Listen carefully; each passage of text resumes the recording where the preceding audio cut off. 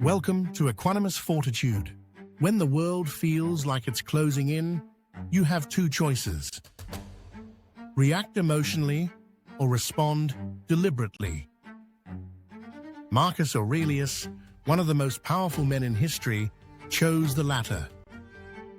In this video, we're breaking down 3 Stoic habits he used to stay composed, even in crisis. Marcus reminded himself daily, you have power over your mind, not outside events. Realize this and you will find strength. Before responding to anything, pause. Ask, is this in my control? This moment of reflection, before words, before emotion, gives you back your authority.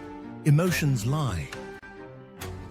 That's why the Stoics practiced stepping back from the situation and asking, what am I telling myself about this? This reframing is critical.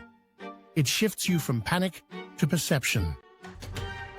Marcus wrote, if you are distressed by anything external, the pain is not due to the thing itself, but to your estimate of it. Challenge the estimate. You'll change your experience. Virtue to the Stoics meant integrity, patience, clarity, not looking composed, but being composed.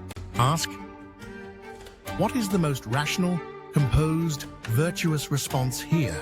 Even when wronged, choose your response.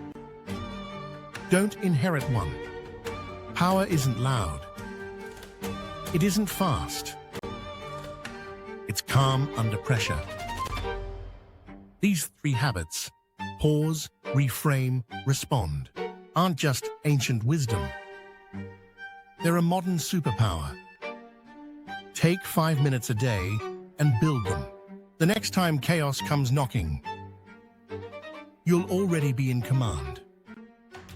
Subscribe now to Equanimous Fortitude for more tips on how great thinkers are built.